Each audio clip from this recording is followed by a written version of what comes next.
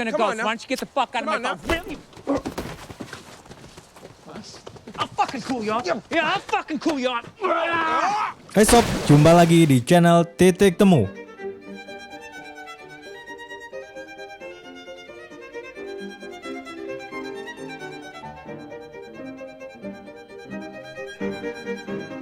Ini merupakan segmen dongeng film. Kali ini gue mau bahas film yang cukup ngeri-ngeri sedap sob. Pastikan kamu sudah siap dengerin gue dongeng tentang film ini sob. Film ini bergenre drama komedi. Gak pakai lama-lama lagi, langsung aja ke pembahasannya ya sob. Boleh dengerin sambil ngopi, cuci baju, tanam padi, atau pas lagi santai aja sob. Come on. The King of Staten Island adalah film drama komedi Amerika tahun 2020 yang disutradarai oleh Judd Apatow, dari skenario oleh Judd Apatow, Pete Davidson, dan Dave Sirus. Film ini dibintangi oleh Davidson, Marisa Tomei, Bill Blur, Bill Powley, Maudy Apatow, dan Steve Buscemi. Film ini dibuka dengan adegan Scott Carlin yang sedang mengendarai kendaraan mobil. Setelah beberapa saat duduk dalam diam, Scott menutup matanya dan menginjak gas sekitar 10 detik. Lalu dia membuka matanya sebelum dia tepat menabrak sesuatu. Tetapi dia membelok tepat juga saat sebelum bertabrakan dan hanya menyebabkan dua mobil lain saling bertabrakan. Dia terus mengemudi dan tidak peduli. Setelah kejadian itu, Scott kemudian bergaul dengan teman-temannya, Casey, Igor, Oscar, Richie, dan Tara. Mereka sangat senang merokok ganja di rumah. Tapi Kelsey menyarankan agar mereka pergi keluar sesekali. Tara memperhatikan tato yang dimiliki oleh Scott dan bertanya tentang tato yang ada di lengannya. Scott dengan senang hati menjelaskan bahwa itu adalah tanggal ayahnya, Ten, meninggal dunia. Ayahnya merupakan petugas pemadam kebakaran dan dia tewas dalam sebuah kejadian saat bertugas. Situasinya kemudian menjadi canggung sampai Scott dan semua orang mulai mencoba untuk menertawakannya. Kelsey kemudian mengirimkan pesan kepada Scott untuk pergi ke suatu tempat agar mereka melakukan cocok tanam. Dia ingin hubungan mereka berkembang menjadi sesuatu yang lebih baik. Tapi Scott berpikir dia akan lebih baik dengan orang lain, dan ketika mereka menjadi pasangan akan membuat keadaan mereka menjadi lebih canggung. Scott sendiri tinggal bersama ibu yang seorang perawat bernama Margie dan saudara perempuannya yang bernama Clary akan masuk ke dunia kampus. Clary ingin mengadakan pesta kelulusan bersama dengan seorang temannya yang bernama Joanna. Tetapi dia khawatir ketika Scott akan melakukan sesuatu untuk merusak pesta mereka atau mencoba untuk bercocok tanam dengan salah satu temannya. Setelah itu, Clary kemudian pergi ke garasi untuk memeriksa barang-barang ayahnya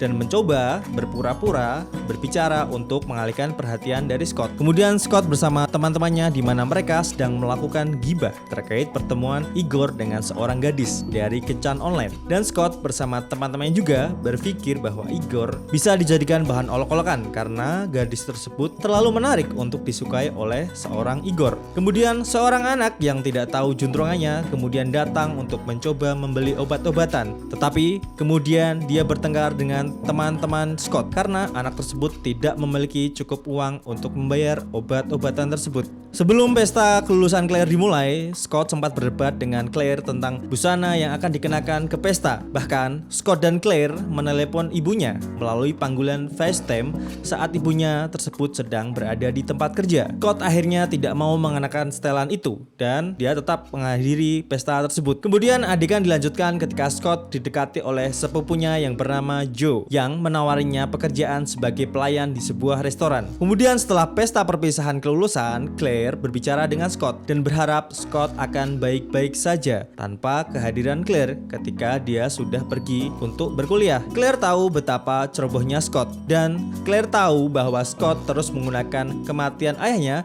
sebagai alasan untuk terus-menerus bertingkah aneh dan menjadi anak kecil. Scott berpendapat bahwa dia terlalu muda untuk mengenal ayahnya dan memahami betapa kematian ayahnya sangat terasa untuk dirinya. Keesokan harinya, Claire dan Joan bersiap untuk pergi ke kampus bersama. Claire sambil berlinang air mata memeluk Scott dan Margie. Tapi Margie terlalu emosional untuk tetap berada di luar dan melihat Claire dan Joanna pergi. Ibu Scott mencoba membuat Scott menghabiskan waktu bersamanya. Tetapi ibu Scott kembali galau karena membiarkan Claire pergi dan Scott kemudian mencoba untuk menghibur ibunya. Scott kemudian pergi untuk bergabung bersama teman-temannya di tempat, yaitu di luar panti asuhan yang ditinggalkan.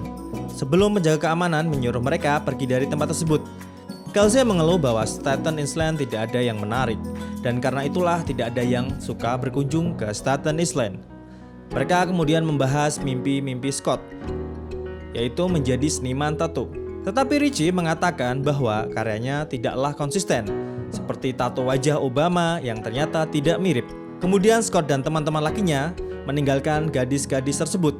Lalu para lelaki kemudian berada di tepi air ketika ada seorang anak yang bernama Harold melintas. Scott kemudian menawarkan Harold untuk ditato, yang didukung semua orang kecuali temannya Igor. Setelah beberapa detik, Scott mencoba menato Harold. Harold malah kabur dan lari. Kemudian ayah Harold, Ray Bishop, datang dengan marah-marah menemui ibu Scott atas apa yang dilakukan oleh Scott kepada Harold. Ibu Scott kemudian meminta maaf untuk Scott.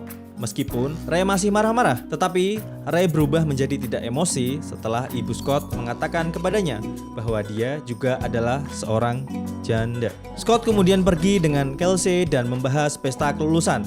Yang membuat Kelsey kesal adalah Kelsey tidak mengundang Scott. Ketika Kelsey menegaskan kembali kepada Scott bahwa Kelsey pikir mereka berdua baru saja menjalin hubungan yang biasa saja. Scott menjadi kesal dan kemudian memutuskan bahwa sebaiknya mungkin mereka lebih baik tidak menjadi hubungan yang lebih serius. Kemudian Scott mulai bekerja sebagai pelayan, di mana dia harus berurusan dengan pelanggan yang menjengkelkan bagi Scott.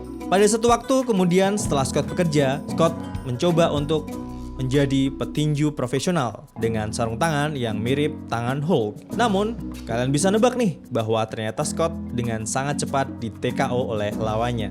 Ray kemudian kembali ke rumah istrinya untuk meminta maaf kepada ibu Scott atas bagaimana Ray bereaksi terhadap Scott dan mengatakan bahwa Ray akan melanjutkan dan membayar operasi penghapusan tato untuk anaknya. Tetapi ibu Scott tahu bahwa apa yang dilakukan Scott tidak bisa dipercaya. Kemudian Ray mengajak ibu Scott untuk keluar untuk sekedar minum-minum kopi cantik. Lalu keduanya berbincang tentang kehidupan pribadi masing-masing. Tak lama kemudian mereka mulai berpacaran sebagai pasangan. Ibu Scott kemudian memberitahu Scott bahwa dia dan Ray ternyata sudah berpacaran. Scott kemudian kesal terhadap ibunya. Ada dua hal yang membuat Scott kesal. Pertama, Scott tidak suka Ray karena Ray suka marah-marah. Ray marah karena Scott menato anaknya. Dan dia lebih kesal lagi ketika ibu Scott menyebutkan bahwa Ray ternyata seorang pemadam kebakaran. Scott tidak ingin ibunya mengalami hal yang sama lagi seperti yang dialami dengan ayahnya yang seorang pemadam kebakaran. Ray lalu mengajak ibu Scott untuk makan malam ke restoran tempat di mana Scott bekerja. Ray berusaha bersikap baik dan sabar terhadap Scott demi mendapatkan perasaan ibu Scott. Scott lalu memutuskan untuk memberikan kesempatan kepada Ray.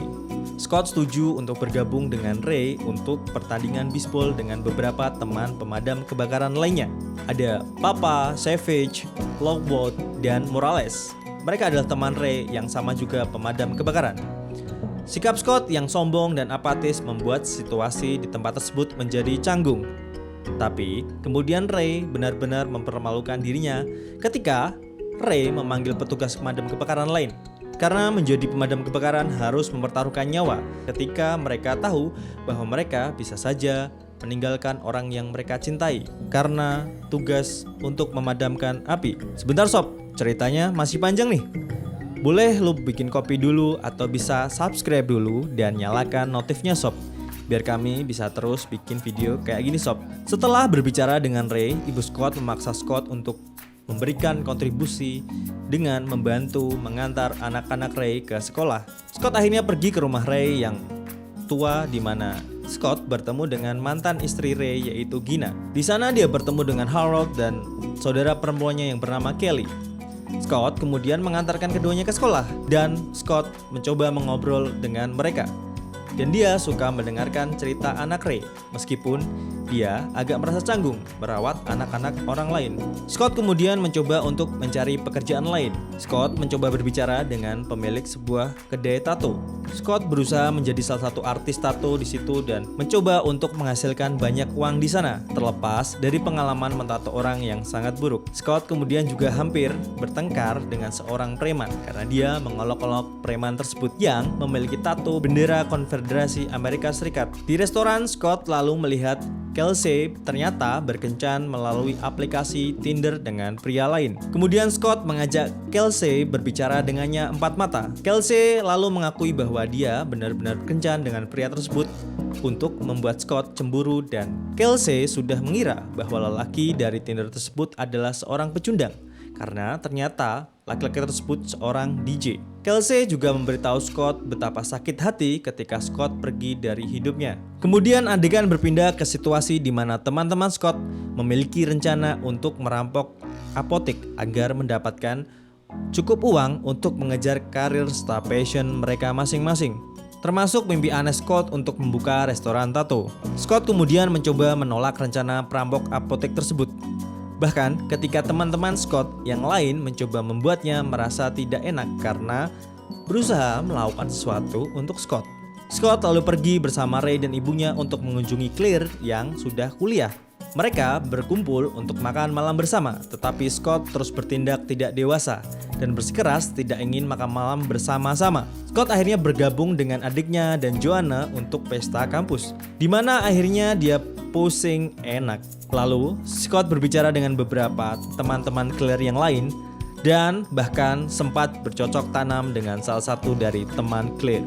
Adegan berpindah ketika Scott kemudian berjalan dengan adiknya, di mana mereka mendiskusikan keinginan Scott untuk kuliah seperti adiknya. Tetapi Scott membutuhkan bantuan adiknya untuk membuat ibunya putus dengan Ray. Claire sebetulnya bisa membantu Scott, namun Claire memutuskan untuk pergi begitu saja meninggalkan kakaknya. Akhirnya dalam perjalanan pulang, Scott sengaja mendengar ibunya dan Ray berbicara tentang betapa bodohnya ide Scott tentang restoran tato dan terkait Scott yang tidak memiliki banyak ambisi untuk masa depan Scott sendiri. Akhirnya setelah sederet masalah tersebut, Scott setuju untuk mengawasi teman-temannya saat mereka melakukan perampokan. Sayang seribu sayang, mereka tertangkap polisi. Sialnya lagi, Oscar tertembak di bahu dan Scott hanya bisa melarikan diri sebelum polisi tiba. Scott akhirnya memanggil adiknya untuk menyalahkan Ray untuk kegagalan perampokan dan mengatakan Scott akan melakukan sesuatu kepada Ray. Meskipun adik Scott memohon pada Scott untuk tidak melakukan hal tersebut. Scott kemudian mengunjungi Gina, istri babang Ray, setelah membawa anak-anak Ray ke sekolah. Dan Gina serta Scott kemudian membakar sebatang tembakau bersama dan membicarakan omong kosong tentang Ray, seperti bagaimana dia berusaha menghindari hak asuh anak-anaknya dan hanya memilih hari-hari tertentu untuk melihat mereka, serta bagaimana Ray memilih untuk menjadi tunawisma dan tidur di kantor pemadam kebakaran. Scott akhirnya memutuskan untuk menggunakan cerita dari Gina ini demi kepentingan Scott sendiri. Ray kemudian mempertemukan Scott dengan mantan istrinya karena Ray tahu bahwa Scott lah yang memberitahu ibu Scott tentang semua hal buruk tentang kelakuan Ray. Awalnya hanya adu bacot antara Ray dan Scott, lalu kemudian meningkat menjadi perkelahian baku hantam. Ray kemudian melempar Scott ke kolam dan kemudian menjepit tubuhnya ke tanah. Kejadian tersebut dilihat oleh ibu Scott. Ibu Scott lalu berteriak pada Ray dan Scott untuk memerintahkan mereka berdua pergi dari rumah itu. Sehingga mau tidak mau karena kejadian itu, Scott harus keluar dari rumahnya sendiri. Scott lalu mencoba pergi ke penjara untuk mengunjungi teman-temannya. Scott dan Oscar terkejut bahwa pacar Igor ternyata nyata adanya. Namun ketika Scott bertanya pada Oscar apakah dia bisa tinggal di tempat Oscar, Oscar menolak karena Scott telah meninggalkan mereka semua saat mereka tertangkap. Dia lalu mencoba berbicara dengan Kelsey setelah bercocok tanam dengannya. Tetapi Kelsey juga menolak untuk Scott tinggal bersama dia. Menyadari dia tidak punya pilihan lain, Scott akhirnya pergi ke kantor pemadam kebakaran dan meminta maaf kepada Ray. Meskipun dia tidak senang melihat Scott, Ray akhirnya membiarkan Scott tetap tinggal di sana karena mereka berdua tahu bahwa ibu Scott akan membenci Ray jika tahu Ray mengusir Scott dari kantor pemadam kebakaran. Scott secara bertahap mulai mempunyai rasa keterikatan dengan petugas pemadam kebakaran lainnya. Scott menunjukkan rasa keterikatannya kepada petugas pemadam kebakaran lainnya dengan cara memberikan rasa respect dan Scott mencoba mendengarkan cerita keluh kesah dari para pemadam kebakaran tersebut. Dia bahkan membantu orang-orang yang ada di sekitar kantor pemadam kebakaran. Tetapi sebagian besar hal yang dilakukan Scott karena itu merupakan satu-satunya cara agar para petugas pemadam kebakaran mengizinkan Scott tinggal di kantor pemadam kebakaran. Scott dan Ray akhirnya mulai lebih mengenal antara satu dengan yang lain. Ray melihat bahwa Scott telah berbuat baik dengan anak-anaknya, seperti membantu Harold dengan gambarnya, sehingga dia juga mulai mau mengenal Scott. Scott kemudian melanjutkan pekerjaannya dengan petugas pemadam kebakaran ke gedung yang sedang terbakar.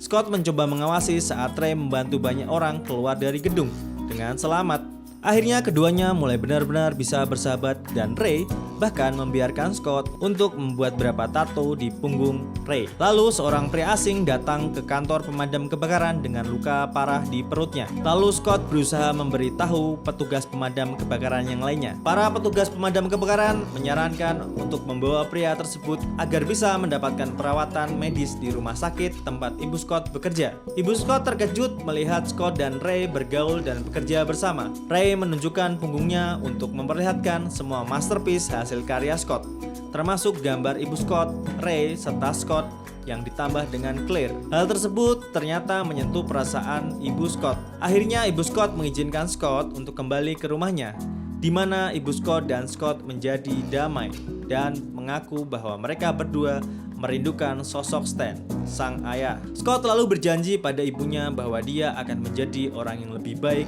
sebagai pribadi dan terhadap Ray. Ray kemudian membawa Scott ke kapal tempat dia akan bertemu dengan Kelsey. Kelsey sedang melakukan persiapan untuk mengikuti ujian pegawai negeri dan tidak terlalu senang melihat keberadaan Scott. Tetapi Kelsey akhirnya membiarkan Scott untuk ikut serta. Dalam perjalanan, Scott yang tidak putus asa kemudian memberitahu kepada Kelsey bahwa dia ingin mencoba untuk memiliki hubungan yang lebih serius dengan Kelsey. Dua ciuman yang diberikan Kelsey memberikan tanda bahwa Kelsey ternyata setuju. Ketika akhirnya mereka sampai di gedung untuk ujian, Kelsey memintanya untuk menunggu sampai selesai. Kelsey memberikan informasi bahwa ujian tersebut akan memakan waktu sekitar 3,5 jam. Scott setuju dan memutuskan untuk nongkrong di kota untuk sementara waktu. Dan ceritanya berakhir di situ sob. Oke, menurut gue nih sob ya, film ini memberikan sajian komedi yang penuh pesona, baik itu dari karakter maupun dari kota yang menjadi tempat para karakter itu hidup. Film ini kuat oleh sense of realism karena berhasil mengakomodasi statusnya sebagai drama komedi semi-autobiografi tanpa terpeleset menjadi sebuah parodi. Tentu saja semua ini tercapai berkat arahan dan permainan akting yang luar biasa. Ceritanya memang tergolong panjang dan seperti terbagi menjadi dua bagian. Namun, kita tidak akan bosan maupun merasa jengkel kepada tokohnya, melainkan akan merasa hangat oleh momen-momen ajaib tapi jenius di dalamnya. Dan Scott dalam film ini bisa menjadi inspirasi bagi orang-orang yang lagi terlunta-lunta dalam hidupnya. Jadi kalau kamu punya teman yang sama seperti Scott, cobalah untuk merekomendasikan film ini kepada temanmu. Mencoba untuk membantu kita untuk trying to figure this shit out. Ya kurang lebih untuk keluar dari situasi yang tidak menyenangkan. Gue sih kasih film ini 7,5 aja sob. Gak usah banyak-banyak. Bagus aja sih film ini sob. Oke, sekian aja sob dongeng tentang film The King of Staten Island yang bisa gue ceritain. Kalau ada request film yang mau dibahas, komen aja sob. Kalau lo suka sama video ini, bisa lo sob diklik jempol ke atasnya. Kalau pengen ngikutin video yang lain, bisa klik subscribe dan nyalakan loncengnya sob. Sampai jumpa di pembahasan film selanjutnya. See ya.